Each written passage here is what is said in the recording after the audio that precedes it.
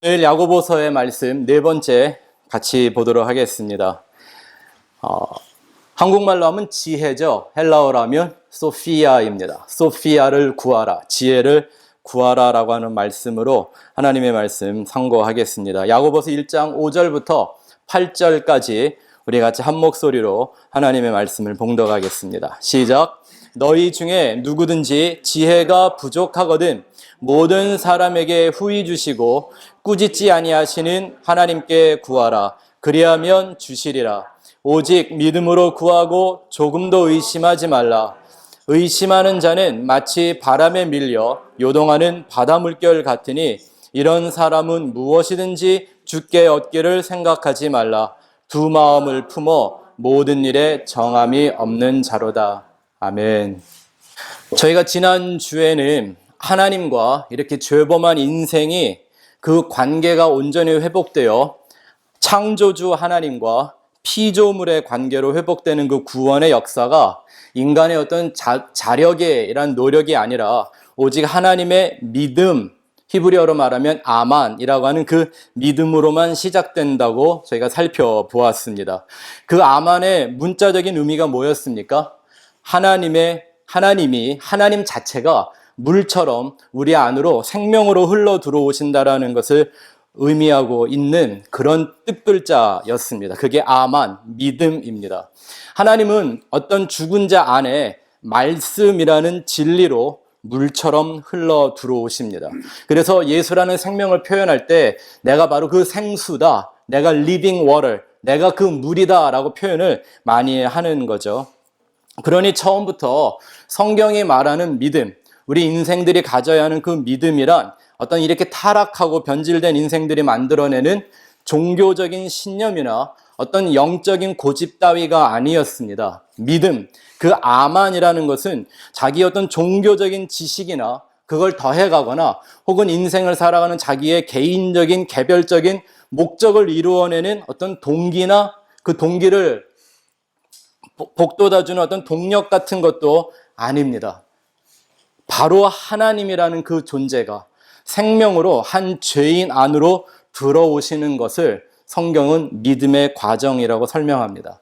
그래서 예수님도 이 땅에 오셔서 그 믿음의 삶을, 믿음의 내용을 설명하실 때는 이렇게 말씀하셨습니다. 뭘 믿어야 되는지를 얘기하시기보다는 내가 너희 안에, 너희가 내 안에, 이게 믿음의 과정이고 믿음의 목적이고 믿음의 결과인 거죠. 그게 진정한 믿음의 열매죠. 예수가 내 안에, 내가 예수 안에.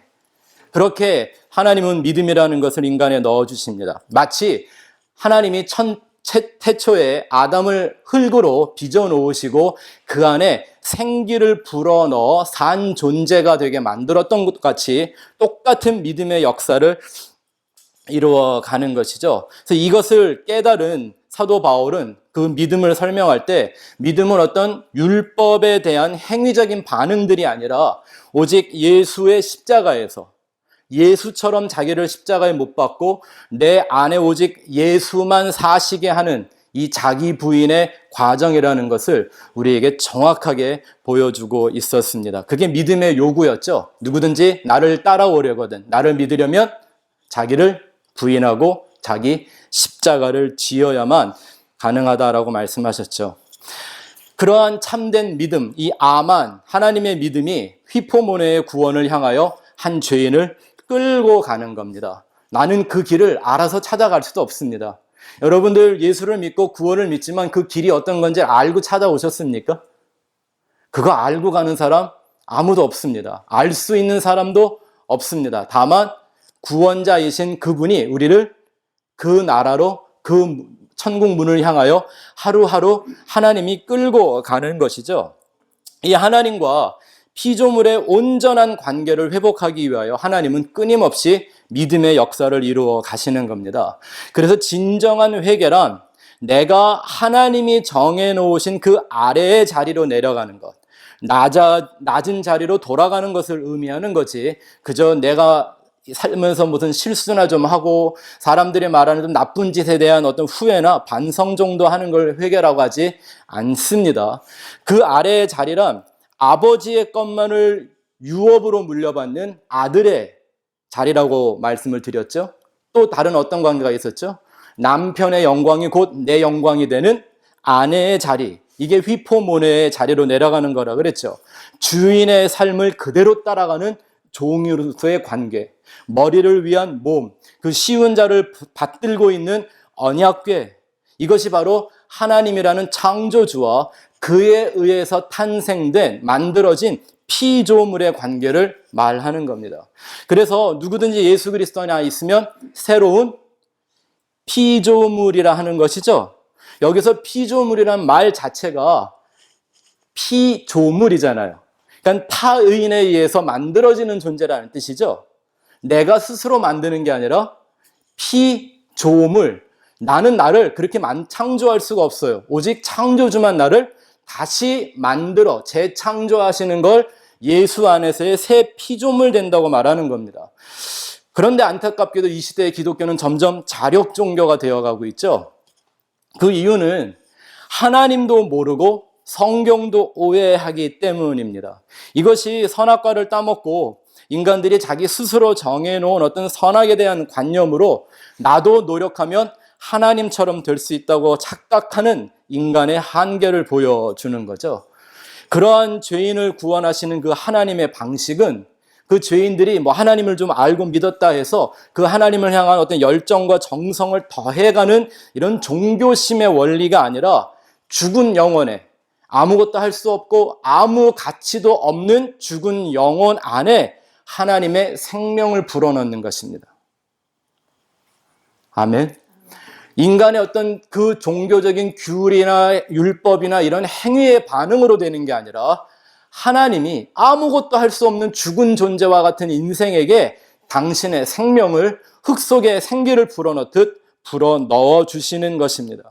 그 생명이라는 것도 어떤 우주적인 이런 에너지나 이런 거 말하는 게 아니라 그 생명이 바로 예수 자체였죠. 예수님 말씀하셨습니다. 내가 곧 부활이요 생명이니. 그러니까 내가 부활이고 내가 이 생명이라는 거예요. 하나님이 우리에게 부활의 생명을 불어넣어 주신다는 건 뭘 주신다는 거죠? 예수를 넣어 주시는 거예요. 그래서 하나님의 생기를 받은 그 첫사람 아담이 예수 그리스도를 예표하는 인물이 될 수 있는 겁니다. 그 껍데기가 아니라 그 안에 담겨 있는, 그 안에 사는 하나님의 생기로서의 존재, 그 예수를 말하는 거죠. 그러니 그 예수와 그 생명이 내 안에 들어와 그 생명 까닭에 내게 있던 이 목숨이라는 것은 이미 죽은 거나 다름없다라는 걸 직시하게 만들어주고 또 그 새로운 생명의 의미와 가치와 영광이 어떤 것인지를 깨닫게 하는 이 모든 영적 과정을 믿음, 아만이라고 하는 겁니다. 근데 이걸 인간 스스로 할 수 있다고요? 아니요. 누가 하세요? 하나님이 이루어 가시는 과정입니다. 그 아버지가 당신이 선택한 자녀들에게 베푸신 은혜인 거죠. 이것이 믿음을 칭의라고 하는 이유입니다. 내게 믿음이 있으면 하나님이 그걸 칭의라고 한다 그랬잖아요. 이 말은 내가 하나님 믿을게요 그러면 그걸 의롭다 여겨준다는 말이 아니라 하나님이 이렇게 구원의 역사를 위하여 자기의 생명을, 예수라는 그 존재를 우리 안에 불어넣어주는 이 전체의 일을 믿음이라고 말하고 그렇게 하나님이 그 일을 하셨기에 그 일을 의롭다고 말하는 칭의입니다. 예수님의 비유를 조금만 이해하시면 금방 보이는 게요. 선한 목자가 잃어버린 양을 찾았습니다. 양이 목자를 찾았어요? 목자가 양을 찾았어요? 어려워요. 길 잃어버린 어린 양을 누가 찾아가서 데려온 거예요? 그러니까 회개는 양이 한 게 아니라 누가 했죠? 목자가 했잖아요. 맞습니까? 그러니 양이 목자를 다시 만난 걸 의라고 얘기하는 게 아니라 목자가 목숨을 걸고 그 잃어버린 양을 찾은 걸 의롭다고 말하는 거잖아요. 그러니 양이 의로워요? 목자가 의로워요? 아직도 인본주의에서 깨어나지 못하는 분들이. 자, 또 다른 비유. 예수님이 이 잃어버린 것에 대한 비유를 계속 말씀하셨잖아요. 드라크마라는 동전을 잃어버린 아내가 있었습니다. 이거 잊어버리면 큰일 나는 겁니다. 집에서 쫓겨나고요. 이혼당해도 할 말이 없던 시대였거든요. 그러니 이 아내가 그 잃어버린 드라크마라는 동전 하나를 찾기 위해서 온 집안을 다 찾았습니다. 여러분, 동전이 아내에게 찾아가요? 아내가 동전을 찾아요?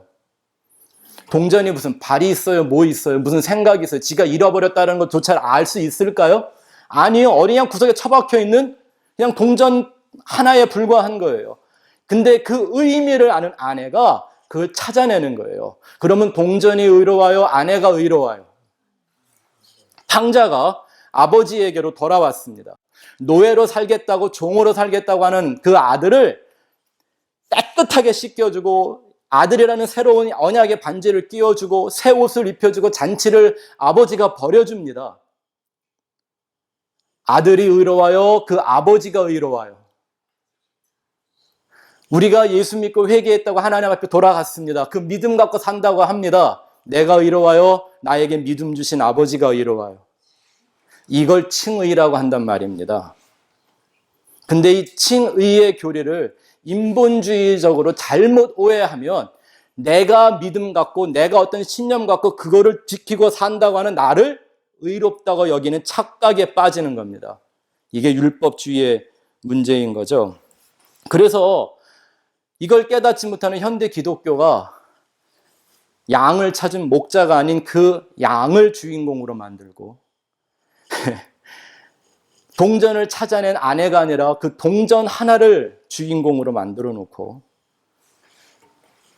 그 탕자를 죽여도 시원찮은데 용서하고 받아준 아버지가 아니라 그 돌아온 탕자를 주인공으로 만들어 놓는 겁니다. 왜? 그게 내 얘기니까. 내가 반드시 주인공이어야 한다고 하는 이 선악과 따먹은 인간의 죄악의 본능인 거죠.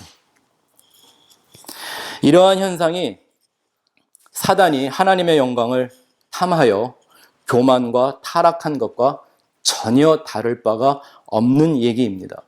이 모든 것이 하나님을 몰라서 생기는 일이라기보다는 하나님을 안다고는 하는데 잘 모르기 때문에 발생하는 저주스러운 혼돈입니다. 그래서 하나님을 아는 참된 지혜가 필요한 거죠.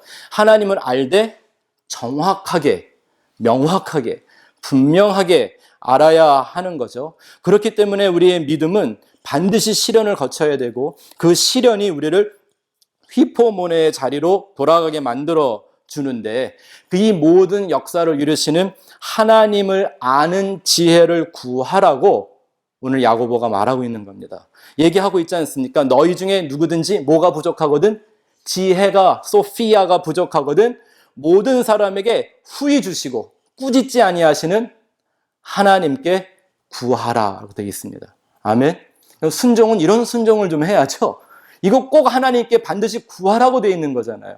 어떻게 구하지 말라고 하는 건 밤낮 없이 구하고 구하라고 한 거는 설교 들을 때는 한번 생각해보고 잊어버리는 이런 기독교가 되어버렸네요. 자, 오늘 그럼 이 지혜의 문제에 대해서 한번 나누어 보도록 하겠습니다. 전에 우리가 이 오디오가 녹음이 안 됐을 때 잠깐 얘기했는데 제가 이 지혜라는 파트를 조금 더 심도 있게 오늘 다루려고 합니다. 여러분, 지혜라는 게 뭡니까? 지혜. 지혜와 꾀는 다릅니다. 성경이 이걸 딱 구별하고 있죠. 지혜와 괴계, 스킴. 이거는 다른 거로 얘기를 하고 있는데요. 지혜가 뭔지를 쉽게 이해하려면 제가 스스로 한번 만들어 본 정의가 있는데 이걸 이해하면 그 차이를 분명히 구별하실 수 있습니다. 지식과 지혜는 다릅니다. 우리 인생에겐 둘 다 필요합니다. 그렇죠? 근데 지식과 지혜의 차이가 뭐냐고 생각하다 보면 지식은 어떤 것들에 대해서 문제를 발견하는 능력을 지식이라고 합니다. 그래서 지식이 많은 사람들이 세상을 만들어가는 겁니다. 우리가 지금 살아가고 있는 이 문명의 이기 이런 거를 만들어내는 거죠. 문제가 뭔지를 찾아내는 게 지식입니다. 근데 그 문제에 대한 답을 발견하는 건 지혜라고 말합니다. 그래서 뭐 교회만 아니라 세상 어디를 가도요, 지식이 많은 사람들은 말도 많고요. 비판도 잘하고요. 왜냐하면 눈에 문제가 보이거든요. 지식이 없으면 문제도 안 보여요. 예? 제가 재미있는 게 이제 선교지에 이렇게 단기 선교여행을 데려다 가다 보면 꼭 그런 교육을 합니다. 저희들도 저 어릴 때 생각해 보면 제가 뭐 10살보다 더 어리고 5살 이렇게 어릴 때 보면요. 한국도 사는 게 그렇게 막 화려하지 않았어요. 그죠? 우리도 가난한 시절이 있었고, 이 지하실 요만한 거 만들어 놓고 그 안에 여러 가정이 나누어 살고 막 아침마다 화장실에 줄 서고 이러던 때가 100년도 안 됐어요, 우리 한국에. 근데 잘 사는 삶에 대한 지식을 갖고 선교지에 가보면 이것도 틀렸고 저것도 틀렸고 이것도 문제고 저것도 문제고 전부 다 문제인 거죠. 그래갖고 선교지에 데려갈 때마다 제일 먼저 훈련하는 게 뭐냐 하면 가서 입 열지 않기, 말하지 않기, 내가 좀 뭔가를 많이 보았다고 들었다고 가졌다고 비난하거나 그걸 문제로 지적하지 않기. 뭘 좀 가지면 지식이 생기면요, 자기 지식에 반하는 것들을 견딜 수가 없나 봐요. 그냥 욕해야 돼요. 지적질을 해야 되고, 이게 지식이라는 겁니다. 그래서 지식 많은 사람들끼리 모아놓으면 맨날 싸우는 거예요. 자기 지식 자랑하느라고, 자기 지식을 고집하느라고 맨날 싸우는 거예요. 근데 문제는 지식이 답을 줘요, 안 줘요? 우리 인생이 갖고 있는 생로병사, 희노애락, 이런 근본적인 문제에 대한 답을 줍니까, 안 줍니까? 못 주죠. 그 답을 찾는 능력을 지혜라고 말하는 겁니다. 좀 더 본질적으로 얘기하면 참된 지혜라는 건 그냥 일반적인 답이 아니라 정답을 찾는 능력이죠. 정답. 비슷한 답이 아니라 정답을 찾는 거죠. 이 세상은 지식이 많은 사람들에 의해서 움직이고 있습니다. 과학, 의학, 법, 정치, 모든 게 다 그렇지 않습니까? 그러나 인생에 대한 정답을 주지는 못하죠. 그러니까 그 정답을 찾기 위해서, 인생에 대한 답을 찾기 위해서 노력하는 것을 종교라고 말합니다. 그게 종교예요. 영적인 것을 추구하고 인간이 근본적으로 고민으로 갖고 사는 이 생로병사, 희노애락에 대한 답을 찾는 노력을 종교라고 하는 거죠. 그러니까 종교는 원래 지식의 수준이 아니고 지혜의 수준을 인생에게 줘야 하는 당위성이 있는 겁니다.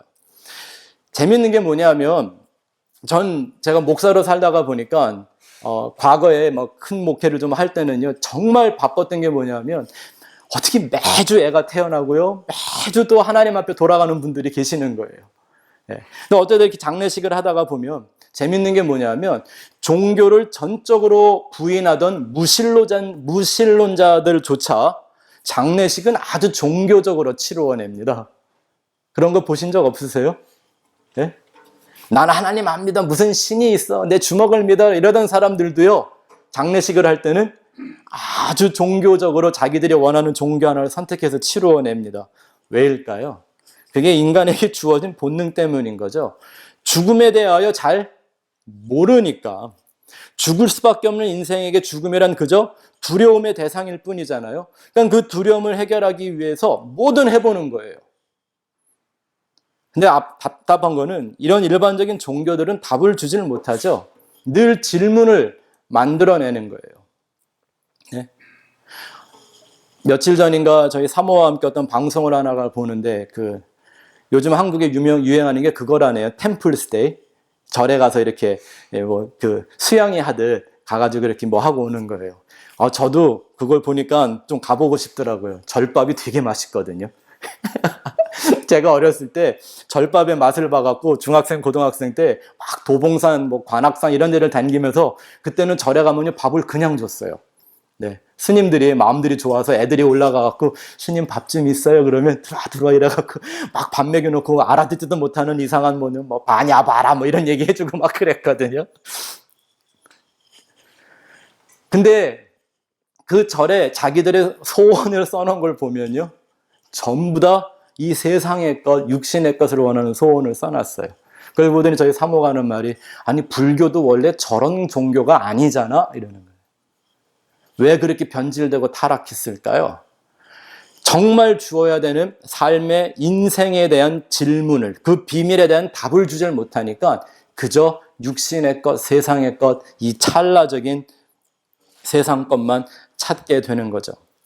근데 더 안타까운 건 이 시대의 기독교가 그 수준을 넘어서고 있느냐는 거죠. 여러분, 성경이 말하는 지혜가 그냥 그 정도의 수준을 말하고 있는 걸까요? 현대 기독교가 이렇게 계속 멈추지 않고 마치 브레이크 고장난 차처럼 변질과 타락의 역사를 계속 해나가고 있는 이유 중에 하나가 뭐냐 하면 이런 게 있겠죠. 지식과 지혜의 차이도 분명하게 구분하지 못하고 거의 성경이 말하는 지식과 지혜를 거꾸로 사용하고 있는 거예요.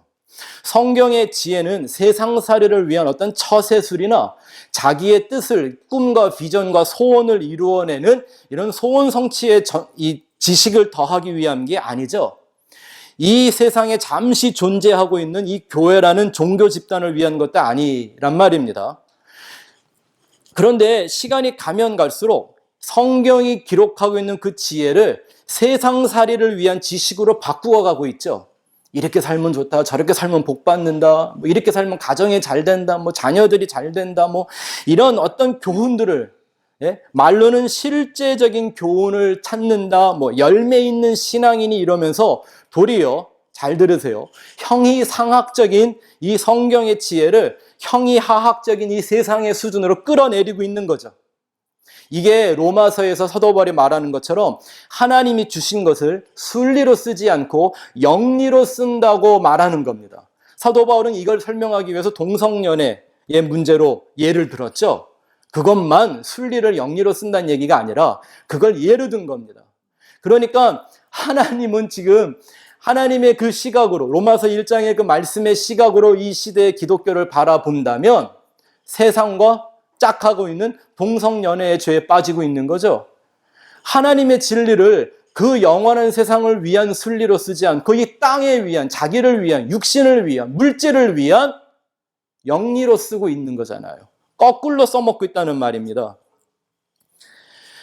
이렇게 지식이 뭔지, 지혜가 뭔지도 잃어보지 못하는 거예요.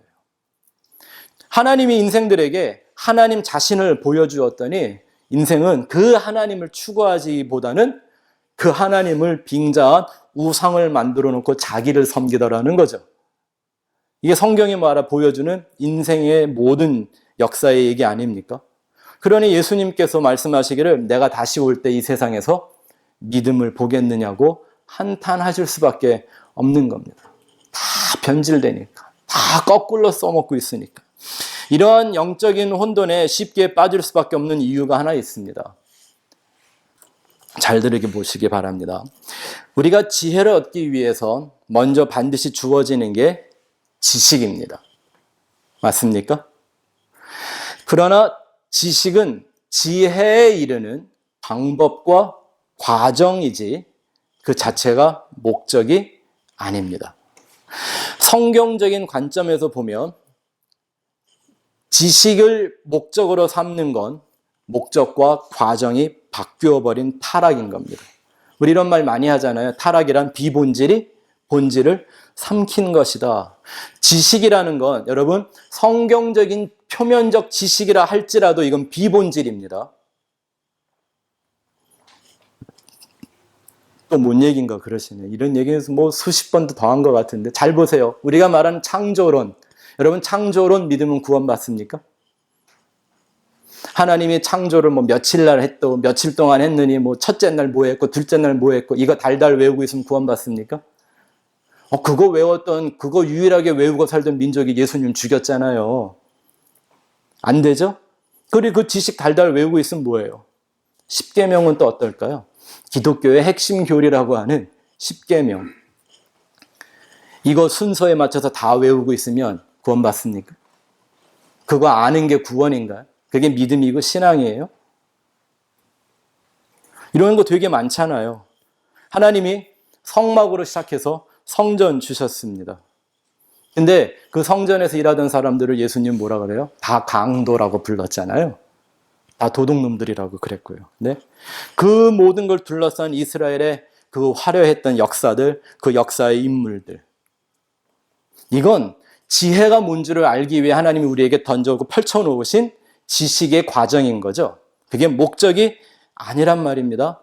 그런데 오늘날은 무슨 그 성경에 표면적으로 쓰여져 있는 그 일들을 내가 이 땅에서 반복하면 그 똑같은 축복의 형통이 나한테 그대로 이루어질 거다라고 하는 착각 속에 빠져 있는 거죠. 이걸 신앙의 변질과 타락이라고 말하는 겁니다.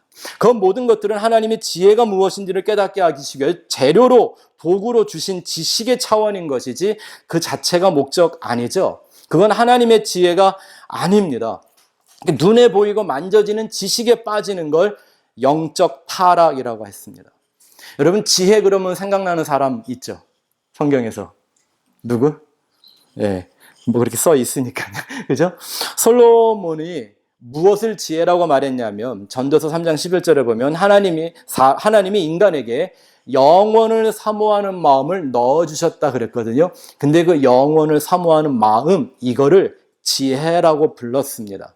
우리가 지난번에 살펴봤지만 이 지혜라는 말의 헬라어는 소피아인데, 이건 구약의 말로는 호크마라고 하는 히브리어입니다. 기억나세요? 이런 얘기, 호크마, 하캄 이런 얘기 했던 거. 히브리어는 말씀드린 것처럼 표의 문자죠. 그림이 뜻으로 만들어져서 전해진 문자라는 말입니다. 그래서 이 호크마라는 말을 파자하면 이렇게 되어 있어요. 이게 이제 호크마라고 하는 지혜라는 명사인데요. 원래 원어는 어원은 동사가 아니라 이 명사가 아니라 동사가 어원이에요. 지혜롭게 하다라고 하는 말이 하캄이라는 단어인데요. 이 히브리어 문자를 파자해 보면 이렇죠. 헤트라는, 울타리를 의미하는 헤트라는 말과 손이 뭘 이렇게 잡거나 일한다고 하는 카프라는 말과 말씀을 뜻하는 맴이라는 단어, 요 세 가지로 만들어져 있어요. 그러니까 요걸 조합을 하면 어떻게 돼요? 그 하나님이 우리에게 울타리로 주신 게 뭐죠? 우리가 장막 딱 쳐서 준 게 있잖아요. 성막이죠. 그게 성전이고요. 그거를 조금 더 크게 보면 성경이고요. 그죠? 이스라엘 사람들에게는 원래 성경이란 책이 없었잖아요. 성막이 그들에겐 성전이었죠. 성경이었던 거죠. 맞습니까? 아멘?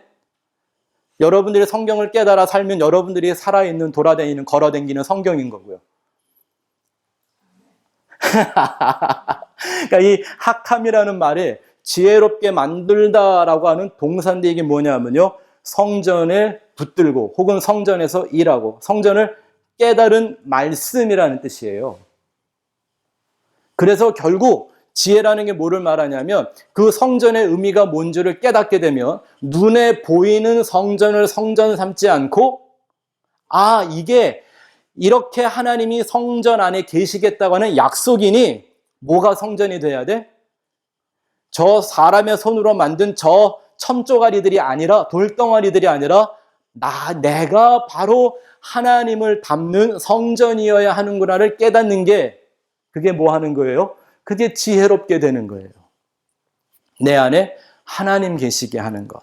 그래서 그게 명사형으로 이게 지혜다라고 바뀌면 그게 호크마인데, 그 앞에 거 보여줄래? 호크마라는 걸 완성된, 지혜가 완성돼서 지혜가 되었다 그러면 이거를 풀이하면 어떻게 돼요? 하카메라는 말에 뭐가 붙어요? 위를 바라보며 혹은 위로 숨을 쉬다라고 하는 헤이라는 글자가 돼요. 여기 구멍이 열렸잖아요, 요거. 이 히브리어는요, 이게 그냥 쓰여진 게 아니에요. 이거를 뭐라고 부르냐면, 유태인들도요, 지금도 이 글자에 담겨 있는 숨구멍 이렇게 말해요. 제 말이 아니라 여러분들이 원어를 공부하고 유태인 랍비들이, 예수 안 믿는 랍비들이 가리키는 말만 들어도 저런 얘기는 다 나와요. 그러니까 성전의 의미를 깨달아 위로 숨을 쉬는 자, 이걸 지혜라고 말하는 거예요. 지금 야고보는 이 지혜를 우리에게 구하라고 그러는데, 이 지혜를 깨닫지 못하면, 잘못하면 뭐가 돼요? 내가 성전이 되겠다는 이런 참된 신앙과 믿음의 사람이 되는 게 아니라 성전만 지키는 성전주의자가 되죠. 그게 이스라엘이었잖아요. 그 돌무대기로 만들어 놓은 그 성전 지키기 위해서 이 사람들은 목숨을 걸었잖아요. 그랬더니 예수님이 오셔가지고 그 성전 보고 우셨어요. 예루살렘아, 예루살렘아. 그러면서 하시는 말이, 이거 다 허물어 버려라. 내가 3일 만에 다시 지을게. 성전주의를 파괴하는 말씀인 거죠. 이게 오늘날은 어때요? 이게 교회 우상주의잖아요. 교회주의에 빠지는 거예요. 그러니까 전에는 참 그런 말이 무의미하다고 생각했는데, 요즘은 좀 말이 맞는 것 같아요. 요즘 사람들한테 물어보면 뭐 예수 믿습니까? 이렇게 안 물어보죠. 교회 다녀요? 물어보죠. 예, 교회는 누구나 다닐 수 있어요. 교회 다니는 게 뭐 그렇게 대수입니까?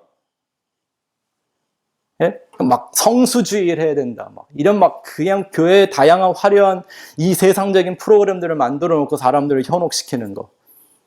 제가 이런 말을 할 땐 제가 회개하는 마음 갖고 하는 거예요. 제가 그랬던 적이 있었기 때문에. 그거 잘한다고 칭찬 들을 시절이 있었던 사람이었기 때문에. 너무나 후회스럽고요. 너무나 부끄럽고요. 그렇게 교회주의자가 돼버리고 마는 겁니다. 성전주의자들이 저주의 대상이었던 것처럼 교회주의자들도 다르지 않습니다. 이 원리가 바로 율법과 은혜의 관계에 그대로 주어지는 겁니다. 율법을 먼저 주신 이유는 그 율법 달달달달 외우고 지키라는 것이 아니라 그 율법으로 말미암아 지난주에 배웠죠?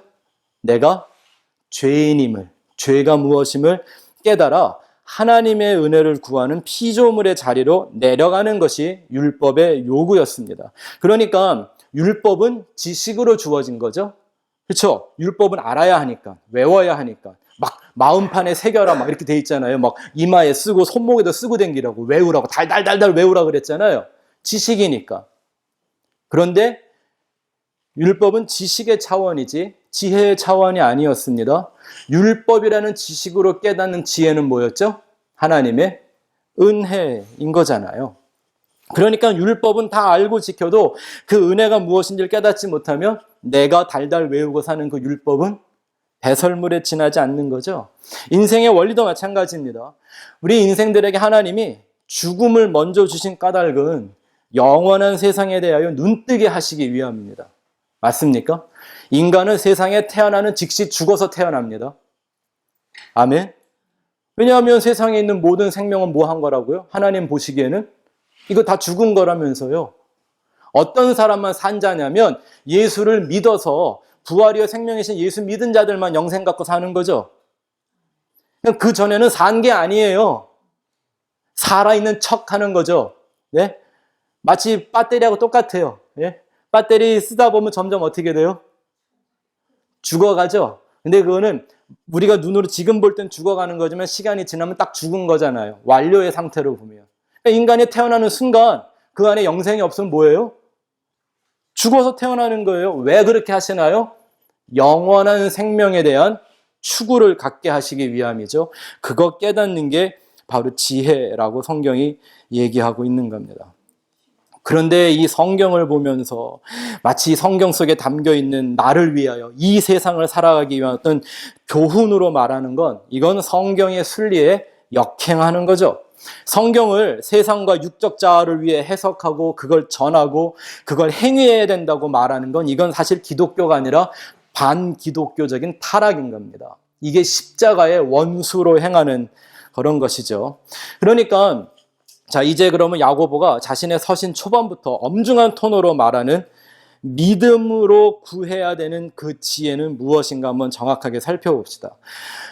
우리는 과연 이 세상에 살면서 하나님 아버지에게 꾸짖지 않고 후히 주신다고 하는 이 지혜 어떻게 구해야 되나? 우리가 잘못 구하면 하나님 막 꾸짖으신다고 그러잖아요. 그죠? 바울이 내 병 좀 고쳐달라고 그랬더니 3번 기도했는데 예수님이 나타나 꾸짖으셨죠? 조용해 임마. 내가 너한테 이미 베푼 은혜가 충분한데 뭘 또 달라 그래. 이런 거잖아요. 이거 뭐 한 거죠? 꾸짖으신 거 맞잖아요. 근데 어떤 건 꾸짖지 않고 아예 후히 주신대요. 그 지혜가 뭔가? 헬라어에는 지혜라고 쓰는 단어가 2개가 있습니다. 이 헬라어가 성경을 신약 성경을 쓰는 언어로 선택된 이유가 이렇게 아주 명확하게 구분을 잘하고 있기 때문이에요. 사랑이라는 것도 종류가 많잖아요. 아가페만 있는 게 아니라 막 무슨 스톨게, 에로스, 필레오 막 이 다양한 게 있는 것처럼 그렇기 때문인데요.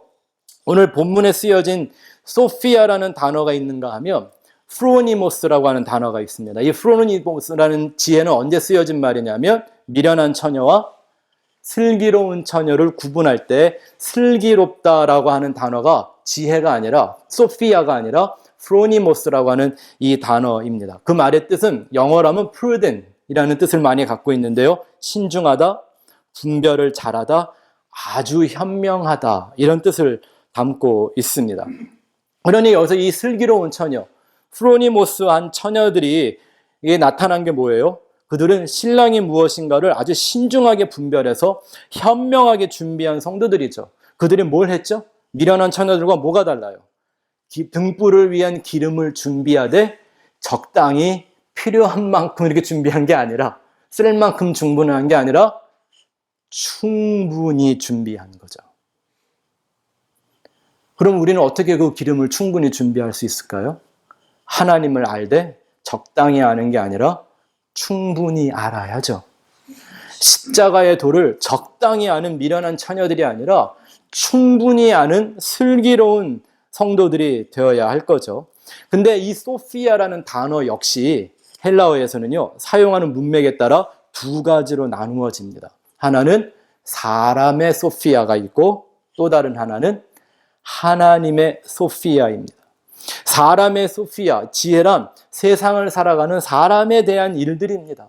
그런 지혜 혹은 철학, 교훈, 속담, 이런 자기를 위한 이런 모든 자력 종교들, 이거 다 뭐예요? 사람의 지혜에 속한 겁니다. 그러나 하나님의 지혜란 이 인간 세계를 초월하여 오히려 이 세상에 빠져 있는 인생들을 이 죄와 사망으로부터 구원해내는 영원한 존재로 거듭나게 하는 지혜를 하나님의 지혜라고 말하죠. 그럼 오늘날 교회 가면요, 사람의 지혜에 대한 얘기를 많이 들어요? 하나님의 지혜를 많이 들어요? 예? 제가 밖에 나가서 일하면서 하루 종일 기독교 방송을 듣고 이러다 보니까요, 딱 그런 생각이 들어요. 야, 요즘 교회는 하나님의 지혜를 전하는 데가 아니라 목사의 지혜를 전하는 데구나, 이런 거. 네? 아휴. 성경이 세상의 지혜, 인간의 지혜와 이 하나님의 지혜를 어떻게 구별하는지 정확히 한번 이렇게 성경을 통해 보겠습니다. 고린도전서 1장 19절에서 24절.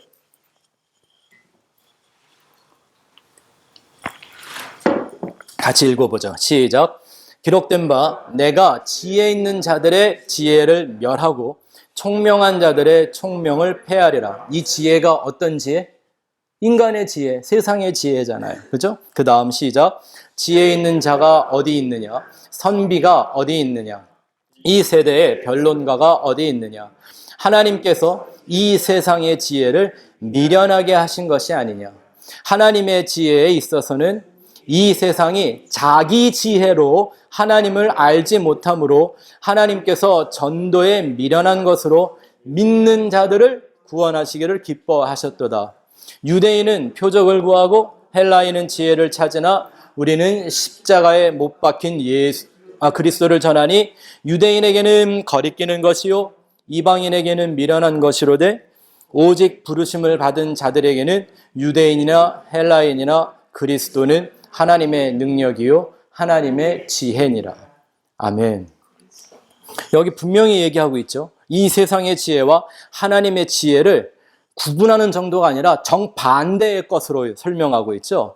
심지어는 세상의 지혜로는 하나님을 알 수조차 없다고 얘기하고 있습니다. 그래서 하나님은 전도라는 미련한 방식을 선택해서 하나님의 믿음이 주어지고 그걸 붙잡는 자들을 구원하기를 기뻐하신다고 써놓고 있습니다. 그럼에도 불구하고 성경을 처음 받은 유대인들은 뭘 구한다? 유대인들은 표적을 구한다. 이 표적을 구한다는 게요, 우리 현대식으로 말하면 신비주의, 기복주의예요. 맞죠? 또 이방인들은 뭘 구한다? 아니, 헬라인은 지혜를 구한다. 이건 어떤 지혜? 세상살이의 지혜잖아요. 하나님의 지혜가 아니라.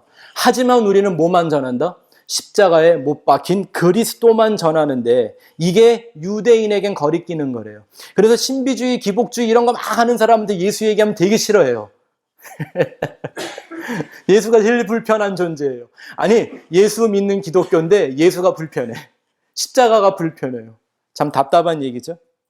또 헬라인은 지혜를 구한다. 이 헬라인이 찾는 지혜가 뭐냐면 이거를 좀 유식한 말로 하면 영지주의라고 말하는 거고요. 그걸 오늘날 현대적인 말로 쉽게 바꾸면 이게 무슨 긍정의 힘, 이런 거, 인본주의적인 영성운동 한다고 하는 이런 차원들을 다 헬라인이 원하는 지혜라고 말하는 거예요. 이런 건 오히려 하나님의 지혜를 구하는 게 아니라 하나님의 지혜에 역행하는 인본주의적이고 세상적 지혜라고 고발하고 있죠. 그렇다면 이 세상적인 지혜, 이건 어디서 온 걸까요? 왜 사람들은 이걸 추구할까요? 이게 사단의 미혹을 받아 선악과 따먹은 원죄가 나타나는 현상이죠. 왜? 사단의 말을 딱 듣고 선악과를 쳐다봤더니 하와의 눈에 어떻게 보였대요? 보암직도 하고 먹음직도 하고, 세 번째가 뭐예요? 지혜롭게 할 만큼 탐스러워 보였다는 거예요. 이게 무슨 말이냐면 갑자기 모든 지혜의 주체요, 모든 지혜의 근본인 하나님이 아니라 나를 그 지혜의 주체로 삼고 싶었다는 말인 거죠. 나를 지혜롭게 할 만큼 탐스러워 보였다는 거예요. 그러나 하나님의 능력과 지혜는 뭐라고 얘기합니까? 그리스도라고 말합니다. 하나님의 능력도 그리스도, 하나님의 지혜도 그리스도, 예수라고 하는 그 그리스도입니다. 거듭 말씀드리지만 예수만 믿는 신앙과 예수를 믿는다고 하는 나를 믿는 건 아주 다른 차원입니다. 이거 다른 거예요. 어떤 허망한 불분명한 신인식에 빠져 그저 자기의 종교성을 고취하면서 열심히 종교 생활하고 착하게 살고 정의롭게 살 수 있습니다. 심지어 열심히 하면요 병도 고치고요 귀신도 쫓아내는 능력을 행하기도 합니다. 문제는 천국 문 앞에서 심판자이신 예수님이 나는 너를 도무지 알지 못하니 떠나라 이러면 그만인 거잖아요. 왜냐하면 믿음을 주신 하나님이 요구하는 건 멋진 인생을 살고 돌아오는 게 아니라 예수 그리스도처럼 자기를 부인하고 자기 십자가 지고 천국 문 앞에까지 오는 게 하나님이 유일하게 원하시는 거잖아요. 그게 휘포모네 아닙니까? 근데 그 십자가의 죽음으로 말미암아 거듭난 예수의 영으로 살아가는 게 소원이 아니라 오히려 그 십자가를 자기를 장식하고 자기를 돋보이게 하고 자기를 의롭게 보이려고 하는 외식적인 신앙에 빠진 이들은 결코 천국문을 통과할 수 없다는 게 하나님의 말씀인 거죠.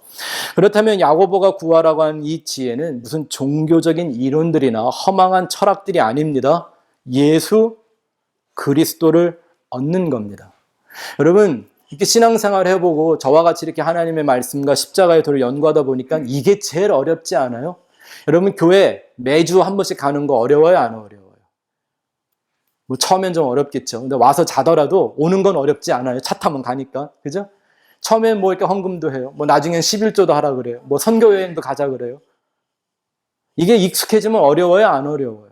뭐 교회 정치도 해요. 뭐 선거도 하고요. 뭐 목사도 새로 구하기도 하고 뭐 별일 다 있어요. 이거 익숙해지면요. 어려운 게 아니라 재밌게도 할 수 있어요. 보람 있게 할 수 있단 말입니다. 근데 암만 교회를 다녀도 이게 깨달아지기 전까지는 이해가 안 되는 게 뭐냐면 예수가 내 안에 산다는 거예요. 내 안에 내가 없고 예수가 있다는 얘기죠. 그럼 이거보다 더 어려운 게 있나요? 그러니 그 예수 그리스도, 내 안에 계신 예수 그리스도를 아는 그 길을 성경이 하나님의 지혜라고 말하는 거예요. 인간의 지혜가 아니라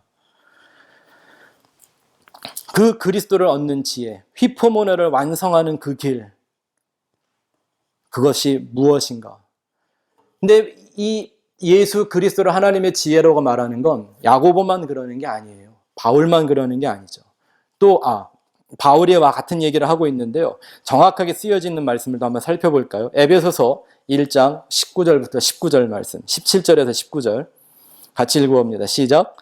우리 주 예수 그리스도의 하나님 영광의 아버지께서 지혜와 계시의 영을 너희에게 주사 하나님을 알게 하시고 너의 마음의 눈을 밝히사 그 부르심의 소망이 무엇이며 성도 안에서 그 기업의 영광의 풍성함이 무엇이며 그의 힘의 위력으로 역사하심을 따라 믿는 우리에게 베푸신 능력의 지극히 크심이 어떠한 것을 너희로 알게 하시기를 구하노라. 에베소서는 옥중서신이죠. 프리즌 이피소. 사도 바울이 감옥에 있을 때 자기가 개척한 그 에베소 교회에 보낸 편지예요. 에베소 교회에 대한 애정이 특별했죠. 왜냐하면 그 에베소 교회는 정말 놀라운 성령의 역사로 세워진 교회란 말입니다. 가자마자 사도 바울이 전도했더니 막 돌로 쳐 죽이려고 그래요. 왜? 거긴 아데미 신상이 있던 데거든요. 네. 그래서 12사람 모아가지고 두란노 서원에서 그냥 열심히 해서 복음만 전하고 그들을 제자로 훈련했는데 갑자기 2년 만에 그 성 안에서 성령의 역사에 의한 종교 개혁이 일어나죠. 그래서 아데미 신상을 다 불태우고 그거 섬기던 금과 은과 이런 걸 다 팔아서 만들어진 교회가 에베소 교회고요. 예수님의 어머니였던 마리아가 죽을 때까지 다녔던 교회가 에베소 교회거든요. 특별한 애정이 있는 교회예요. 그 교회 편지를 쓰면서 기도하는데 이렇게 기도하죠. 나는 하나님 아버지께서 너희에게 지혜와 계시의 영을 주시기를 기도한다. 이유가 뭐예요? 목적이 뭐예요? 이걸 잘 봐야 돼요. 뭐라고 그러냐면 첫 번째가 하나님을 알게 하고 무엇으로? 지혜와 계시의 영으로. 누구를 알아요? 나를 아는 게 아니라 여러분 나는 한마디면 끝나요. 다 아는 거예요. 아 나는 죄인 이러면 다 되는 거예요. 아멘? 뭐가 더 필요해요? 예? 우리의 호적도 죄인이고 우리의 본적도 죄인이고 우리의 아이디도 죄인, 우리 운명이 죄인인데 뭐 더 필요해요? 네? 하루 살아봐요. 결과가 뭐예요? 난 오늘 또 죄 졌네. 죄인으로 살고 죽고 하는 거 아니에요. 알 필요가 없어요. 뭘 그렇게 자기를 알라고 그래요. 뭐 알아야 된다고요?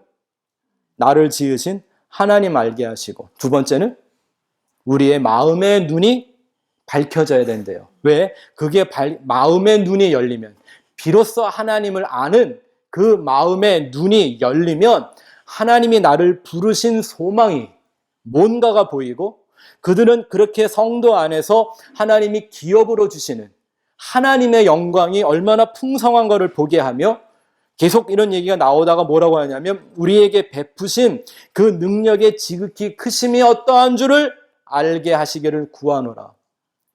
여러분, 이 지혜와 계시의 영을 가지고요, 내가 알아야 될 게 나에 관한 게 있나요? 이 세상에 관한 게 있었나요? 네? 성경이 그런 얘기 하나요?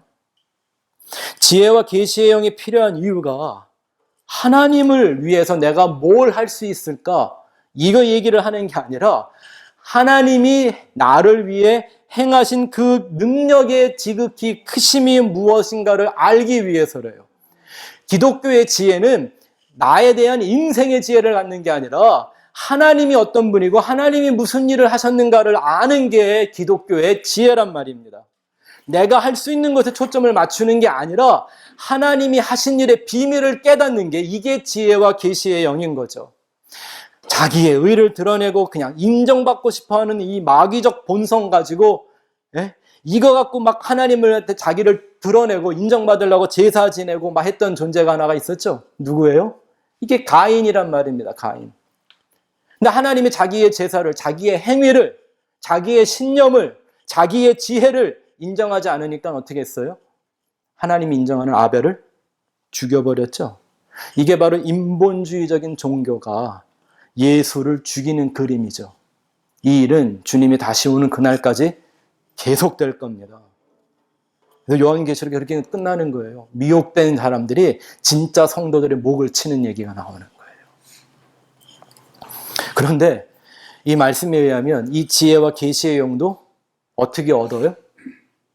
내가 스스로 구해서 얻을 수 있는 게 아니라 하나님이 주시는 거예요. 아버지가 주셔야 한대요. 예수님도 말씀하셨죠. 아들의 소원대로, 예수의 소원대로 계시를 받는 자 외에는 아버지를 알 수 없다. 그러니 요한복음 17장에 영생이란 참 하나님, 유일하신 하나님과 그가 보내신 아들을 아는 것, 이 지식이 아니라 그 존재와 내가 하나 될 정도로 아는 것, 이걸 영생이라고 말하는 거예요. 그러니 다시 말씀드리지만 야고보가 구하라고 하는 지혜는 이 세상살이의 문제 해결책이나 물질적이나 인격적인 고난을 극복하는 비결 따위가 아닌 겁니다. 오히려 인생을 그러한 고난과 역경을 던지시는 그 하나님이 누구인지를 발견하고 그 뜻의 비밀을 깨닫게 하고 이 세상이나 자기 목숨을 위해서가 아니라 오히려 예수의 생명을 얻기 위하여 자기 목숨을 미워하는 자들로 만들어내는 것입니다. 이게 하나님의 지혜를 구하는 거죠. 성경은 이렇게 지속적으로 참된 지혜와 지혜는 하나님의 본체이신 예수 그리스도, 곧 그 메시아를 온전히 아는 것이라고 말하고 있습니다. 지혜란 인생을 살아가는 뭐 어떤 방식들이 아니라 보람 있는, 뜻 있는 이런 방식들이 아니라 어떤 한 인격적인 존재라고 계속 말하고 있습니다. 지금 우리가 공부한 이 야고보서의 초반의 말씀, 믿음은 시련을 거쳐서 휘포모네를 완성하게 된다. 이 지혜가 무엇인지를 하나님께 구하라. 이건 야고보만 말하는 게 아니라 성경 전체에 이런 얘기들이 나와 있는데 오늘도 몇 구절 보여드릴게요. 정말 지혜가 뭔지를 얘기했던 이 성경이 있죠. 잠언, 이게 지혜의 말씀이라는 거잖아요. 그 안에 담겨 있는 지혜, 이 잠언의 말씀에서 말하는 지혜가 뭔지 한두 구절만 보면 성경이 말하는 지혜라는 게 세상과 인생을 위한 게 아니라 하나님이라는 그 존재, 하나님의 본체가 우리에게 나타난 예수라는 그리스도를 내 안에 갖는 것이라는 거나라고 분명하게 알 수 있습니다. 제가 이런 성경 구절을 반복해서 보여드리는 거는요, 제가 여러분들과 나누고 있는 이 얘기가 저의 주관적인 신앙이 아니라 성경에서 아주 일관적으로 계속 말하고 있는 복음의 진리이기 때문입니다. 자, 한 두 구절 보고 마칠게요. 잠언 3장 11절부터 18절 한번 보시겠습니다. 제가 옛날에 이런 희한한 말도 들었습니다. 잠언 일천독 만사형통. 이게 샤머니즘이지 복음입니까? 자, 그 잠언이 도대체 뭐 얘기하고 있나 한번 보죠. 같이 읽어봅시다. 시작. 내 아들아, 여호와의 징계를 경히 여기지 말라. 그 꾸지람을 싫어하지 말라. 이게 시련의 얘기인 거죠. 맞습니까? 아버지가 시련하는 거. 맞죠? 국어 공부 잘 안 하셨어요? 참. 계속 보죠. 시작. 대저 여호와께서 그 사랑하는 자를 징계하시기를 마치 아비가 그 기뻐하는 아들을 징계함같이 하시니라. 그죠? 아버지가 아들을 아들로 대우하는 거잖아요. 사랑하기 때문에 징계하는. 이거 휘포모네 하는 거잖아요. 그죠? 계속 보죠. 시작. 지혜를 얻은 자와 명철을 얻은 자는 복이 있나니 이는 지혜를 얻은 것이 은을 얻은 것보다 낫고 그 이익이 정금보다 나음이니라. 지혜는 진주보다 귀하니 내가 사모하는 모든 것으로도 이에 비교할 수 없도다. 그의 오른손에는 장수가 있고 그의 왼손에는 부귀가 있나니 그 길은 즐거운 길이요 그의 지름길은 다 평강이니라. 지혜는 그 얻은 자에게 생명나무라. 지혜를 가진 자는 복되도다. 아니, 여기 생명나무가 대뜸 왜 나와요? 생명나무는 어디 있던 거죠? 에덴 동산에 있던 거잖아요.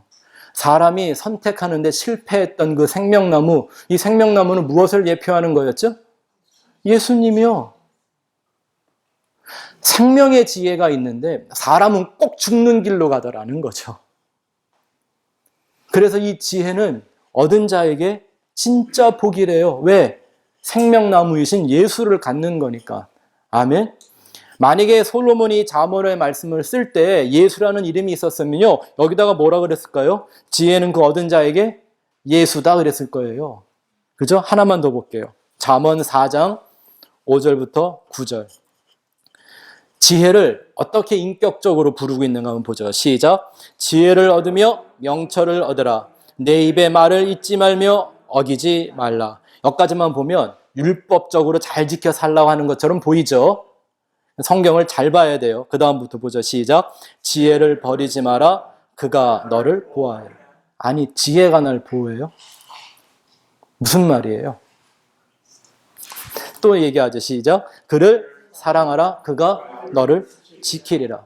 지혜가 제일이니 지혜를 얻으라. 내가 얻은 모든 것을 가지고 명철을 얻을지니라. 그를 높이라. 그리하면 그가 너를 높이. 이게 그거잖아요. 나는 쇠하고 그는 흥하고. 아멘. 높여주는 거잖아요. 이 말 한마디 했던 세례 요한을 예수님이 여자가 난 자 중에 가장 큰 자라고 높여주셨잖아요. 오해하지 마세요. 이건 말 한마디 잘해서 그랬다는 얘기가 아니라 내 믿음과 삶이 그래야 한다는 거죠. 그 다음에 시작. 만일 그를 품으면 그가 너를 영화롭게 하리라. 품는다는 말이 뭐예요? 내 안에 둔다는 거잖아요. 그를 내 안에 품으려면 내 안에 뭐가 없어야 돼요? 내가 없어야. 맞죠? 십자가의 도랑 똑같죠? 성경 안 달라요. 다르게 써 있을 뿐이죠. 마지막 읽어보죠. 시작. 그가 아름다운 관을 내 머리에 두겠고 영화로운 면류관을 내게 주리라 하셨느니라. 뭐가? 지혜가. 근데 우리에게 그 면류관을 씌워줄 수 있는 지혜는 누구? 예수 그리스도입니다. 그러니 기독교의 지혜와 계시는 뭐밖에 없어요?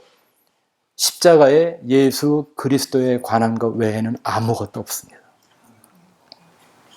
다른 걸 추구하는 게 바로 마귀의 길을 가는 거고요. 하나님의 지혜와 사람의 지혜도 구별하지 못하는 걸 미혹에 빠진 저주와 혼돈이라고 하는 겁니다. 여러분들의 심령 속에는 오직 영원한 하나님의 능력과 지혜이신 그리스도만 살아계시기를 주의 이름으로 축원합니다.